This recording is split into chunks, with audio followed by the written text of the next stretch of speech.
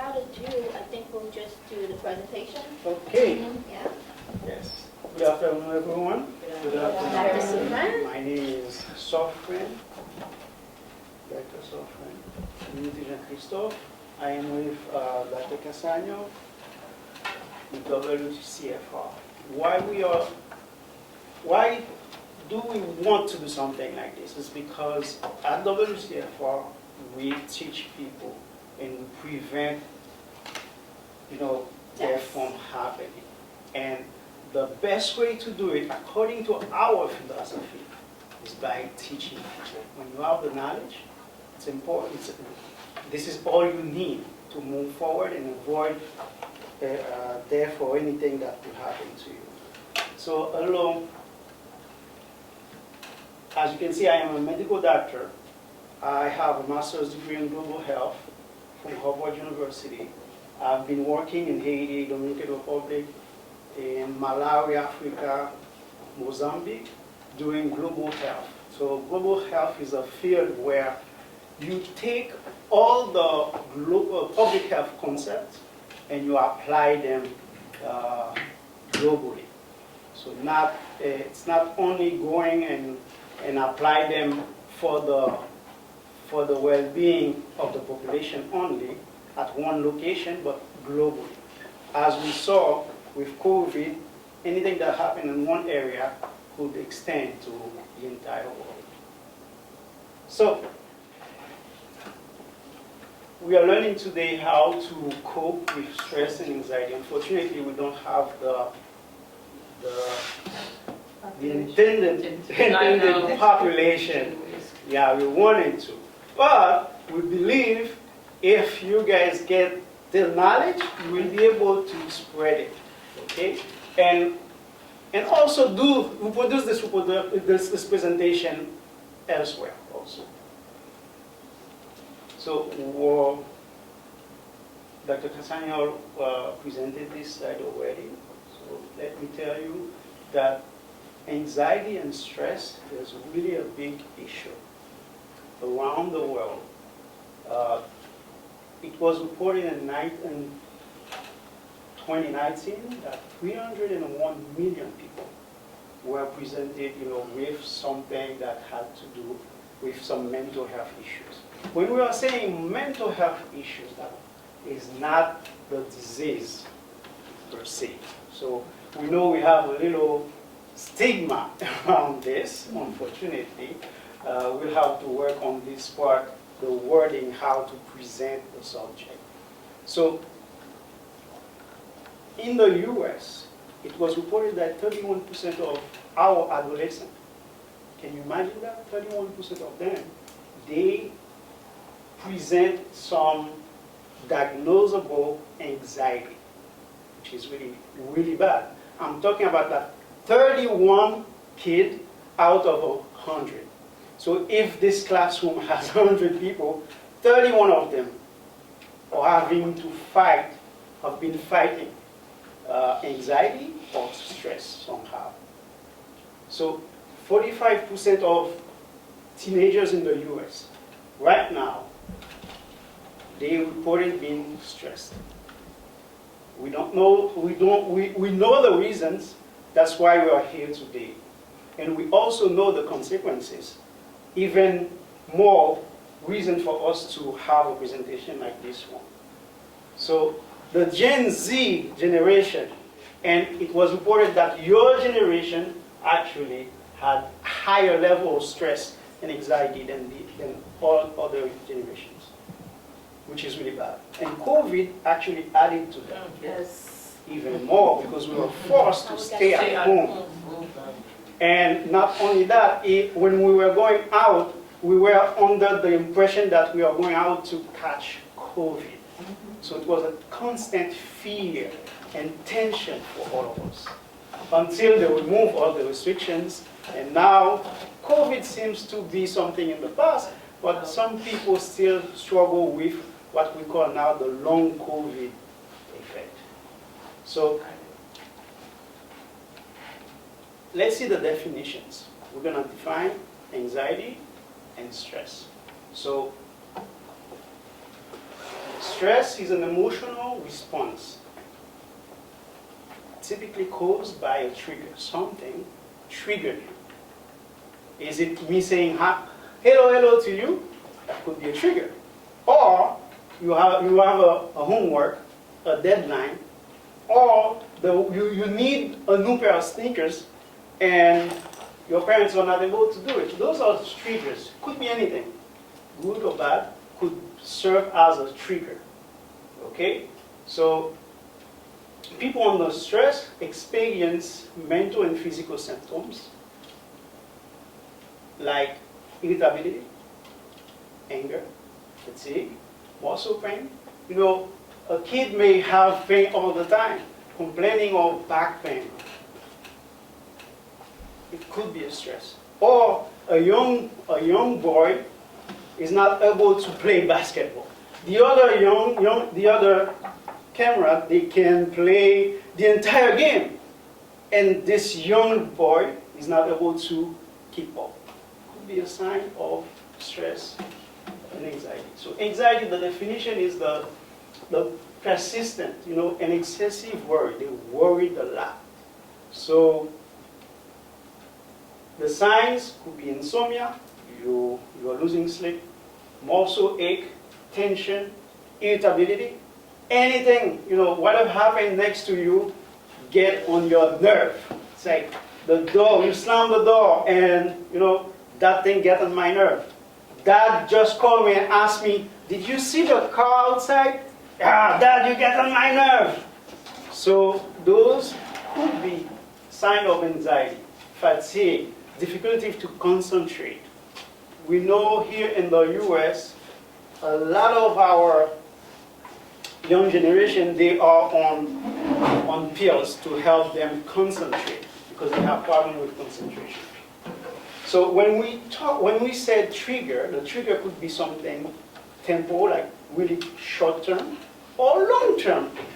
Like a long term example could be discrimination. Each time I'm coming in this classroom, or each time I'm coming to school, I am stressed. Sometimes the trigger could be also just moving. I was living in, let's say, the West Coast, and I have to come up here in New York. This could be a stress for our kids. Heartbreak. A heartbreak could be also a stress, but a short-term stress. Now, let's continue with the signs and symptoms of stress and anxiety. So, an increase or a decrease in your energy level. You don't have the energy to do anything or to do your normal activities. So the kid is not able to get out of bed. You have to go and wake the kid up every single morning. And you think it's, because the kid doesn't want to go to school or want to be rebellious or want to disobey you. Actually, it's not. The kid that is fighting anxiety and stress. Crying frequently. Wanting to be alone all the time. The kid will even put a sign on the door, do not enter my room. This could be normal. It could also be a sign of depression, of anxiety, of stress. Inability to feel pleasure. You are doing your best. Your kid used to enjoy going to, let's say, McDonald's with you or doing that type of activity with you. All of a sudden, the kid doesn't want to do that anymore. Which is, okay, this could also be a sign of stress and anxiety. We can group those signs into two groups. Those that are physical and those that are emotional. The physical could be stomach ache, headache, even diarrhea. Loss of appetite, that's a very common one, very common among the adolescent. You may think it's because they are watching their weight, because it could be some pressure pushing them to be stressed and anxious. Sweating, having chills, and also tremors. Emotionally, those signs could be being fearful, feeling guilty, angry all the time, being overwhelmed by sadness. That could also be a sign. So, since we finish with all the signs, let's see how can we relieve, have some relief from stress and anxiety. On this slide, I have 7 points on how, those are suggestions actually, on how to relieve stress and anxiety. Sleep, number one. My number one recommendation is the sleep. A good night's sleep, or someone who had a good sleep habit. One day, good sleep is not enough. We are talking now about the habit. You go to bed, if you're going to bed at 8, it has to be 8 every day. You get out of the bed at 7 or 6, has to be like that every day. And it is recommended 8 to 10 hours at night, by the experts. So consistently on the duration of your sleep, and also when you go to sleep and when you get out of bed. Exercises. It is well known from the antiquity that exercises is a good way. Whatever the exercise, whatever the physical exercise you want to do, let your kid do it. Or the kid wants to do, let the kid do it. So we are talking about running. We are talking about just jogging.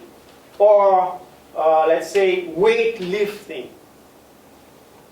Any type of exercise is good. Really good for the kid. Also, my number 3 recommendation is to talk it out.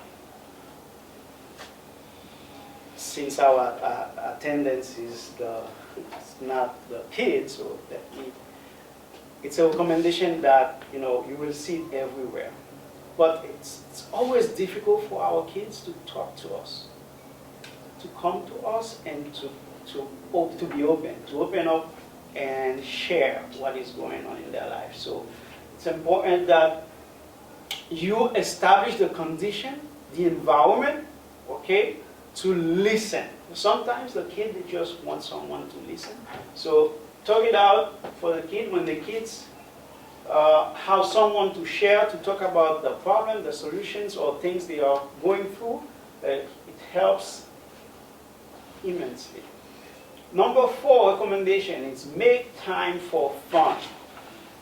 So the kid has to be able, as a kid, I need to have this time, my time to play, my time to have fun, my time to be in front of the TV playing my games. It's important. As long as this is a structured time to play. And during that time, we recommend the adults not to intervene, not to to use this time. Oh, can you do that chore for me? Can you come over and help me with groceries? No, this is fun time. Leave it for the kid to play. Now, when the time is over, the kid will know, okay, this is I had my time. Now, as a responsible person, I'm gonna start doing what I need to do, the chores or the other thing. But fun time is really important. Being outside is also something to be encouraged. We have to push our kids to go out, to walk outside, to see the nature, to reconnect with nature. Another thing, number 6 recommendation, we haven't seen that so far in our colored communities, is the writing part. Sitting and write what you have, what is going through your mind, what you are thinking about, the problem you have, the stress you have, whatever it is. So we call that journaling. When you have your journal, it's really important. It's a very good way to deal with stress and anxiety. Number 7 is mindfulness. Mindfulness is actually when you reconnect with yourself.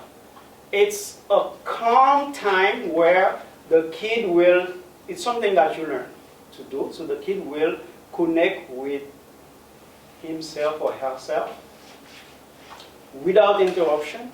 Being, let's say, people will say meditating is also mindfulness exercise. Sitting and not doing anything, just thinking, just breathing exercises. Some people will say yoga is also a good mindfulness exercises. When to get help or where to get help. This part is really important. So sometimes we wait until the load of stress and anxiety is so high that we are unable to respond to it properly. Instead of waiting, the moment you feel like you're under stress, use one of those to react to it. You are stressed from the pressure in school, use one of those as quickly as possible.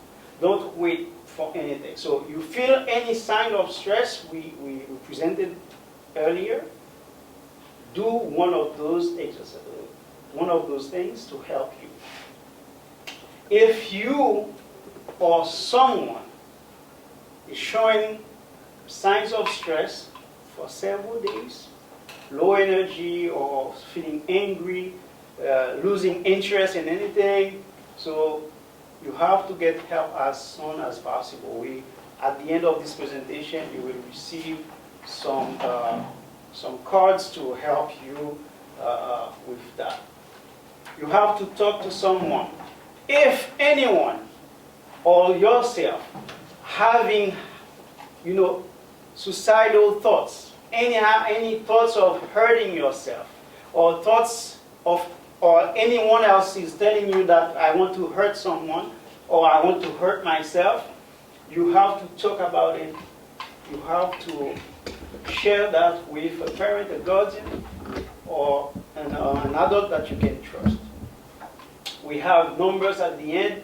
NAMI is one of the sources that we have on this presentation that you can call, and they will give you support and directions. Remember that we are not alone in this. The kids, they are not alone. So receive those cards. You can pass them to others. Those cards you are receiving right now are a list of helpful resources.